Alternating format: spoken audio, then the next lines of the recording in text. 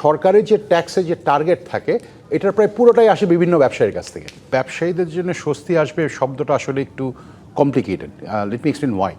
কারণ বাংলাদেশের আপনি যদি দেখেন যে এই মুহূর্তে যে ট্যাক্সের যে চিত্র যেটা আমরা যে ট্যাক্সটা যেটা আসে আমাদের 7% অফ জিডিপি, এটার প্রায় পুরোটাই আসে আপনার তিনটা মেজর সোর্স থেকে।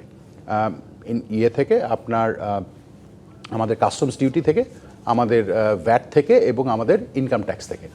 আপনি যদি বেসিক্যালি আপনার কাস্টমস ডিউটি এবং ভ্যাট যেটা এটা পুরোটাই আসে বিভিন্ন ব্যবসার কাছ থেকে। আপনি যদি ইনকাম ট্যাক্সের কালেকশনের হিসাব দেখেন, ব্যক্তি খাত থেকে কালেক্ট করা ইনকাম ট্যাক্স কিন্তু আসলে নেগলিজেবল অলমোস্ট। তার মানে হচ্ছে যে সরকারের যে ট্যাক্সের যে টার্গেট থাকে এটার প্রায় পুরোটাই আসে বিভিন্ন ব্যবসায়ীর কাছ থেকে। সো আমাদের জন্য সিনারিটা হয়ে যায় যে সরকার যদি ট্যাক্স বাড়িয়ে দেয়, সেটা যেখানেই বাড়াক না কেন, সেটা আসলে আমাদেরকে ইমিডিয়েটলি প্রাইস পাস অন করতে হয় কনজিউমারদের কাছে।